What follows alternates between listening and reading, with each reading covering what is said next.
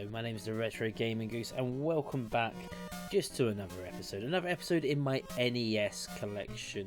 Just a series where I talk about that I've recently bought an NES and just some of the games that I've been replaying from my child. And today I am talking about the legendary Double Dragon. This game, what a game. I'm going to be completely honest, when I was growing up I was way more familiar with Super Double Dragon on the SNES. Now, I have played this one quite a few times. It is on the Nintendo Online on the Switch, and I had it like when I was, I think it was my cousin that had this game. But recently I found it in my local CEX, and I was like, it's £15, why not?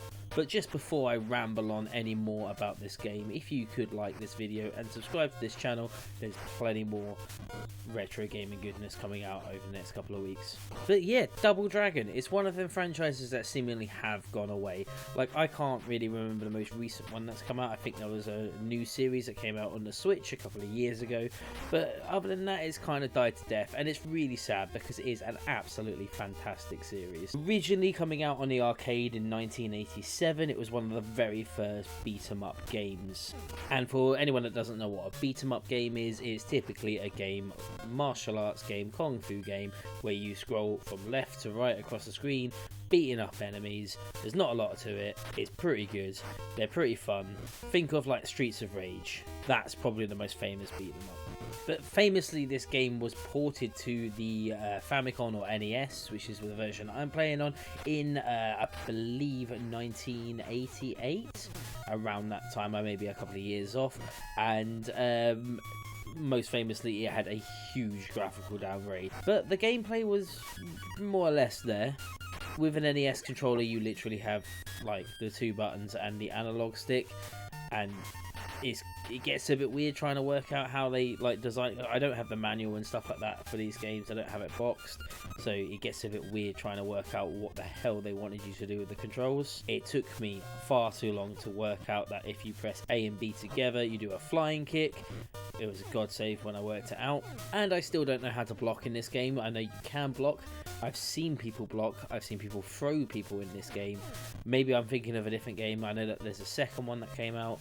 There's quite a few on the NES actually, so maybe I'm getting my games mixed up, but it's very, very basic, but it's incredibly fun. It's one of the funnest beat-em-up games. I captured way too much footage for this. Originally I was just like, oh, I'll turn it on, I'll just play a little bit, get some footage time, edit that down, talk over the top of it. I ended up playing this game for 2 hours. It's just one of them games that just is very, very simple, yet the enjoyment you get out of it is great. Like, it is the enjoyment to simplicity is there. It sparks that little bit of your brain that's just like, this is good. Satisfying is the word I should have used there, rather than reverting to some sort of Neanderthal talk. So, as I said many times, this is the NES version, but the game also did come out on Master System, Game Boy. I think there was like a PC version.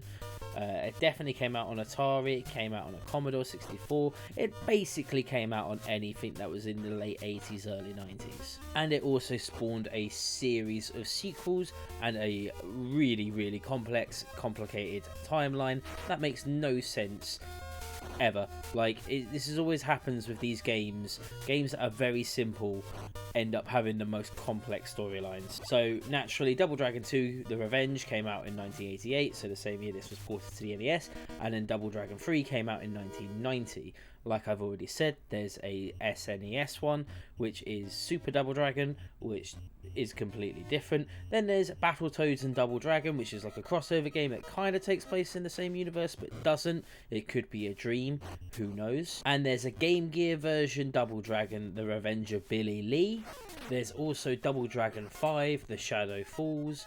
And then finally, on one of my favourite ever systems that I don't own, there was just Double Dragon released on the Neo Geo and a few other consoles, including the PlayStation. Not to mention Double Dragon Advance, that came out on the Game Boy Advance. There is an absolutely fantastic sequel called Double Dragon Neon, which was on PlayStation 3 and Xbox 360. I think it's also on Game Pass. It definitely used to be on Game Pass. And like I previously said, in 2017, Double Dragon 4, I don't know why they went back to 4. Came out in 2017 for Nintendo Switch and the PlayStation 4.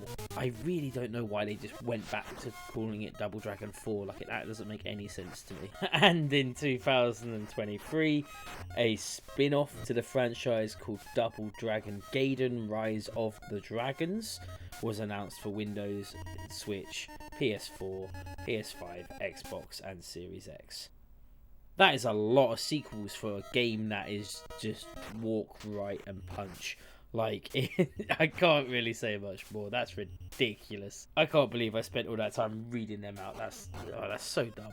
But yes, going back to the original, talking about this game, it is incredibly fun. I recommend this game to anyone. I think particularly the first one is very fun, but you have to, like, it is a product of its time. You're not going to get a lot out of this. If you're expecting like Tekken 7, or if you're expecting something more than just 2 button punches, go elsewhere. My personal recommendation would be to do Super Double Dragon if you can get hold of it.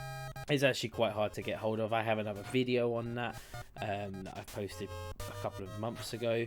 So if you want to see what Super Double Dragon's like, there's a video right there. But yeah, that's everything from me today. Just talking about a really fun beat 'em up game that I feel like everyone should have played at some point. And let me know in the comments below, what is your favourite beat 'em up game? Is it Streets of Rage? Is it Double Dragon? Is it something else? Just let me know in the comments, we can start a discussion about it. As I previously mentioned, if you can subscribe to the channel or like the video, that would massively helps me out. It keeps me going with all of this. Thank you so much for watching, and hopefully I'll see you in the next video.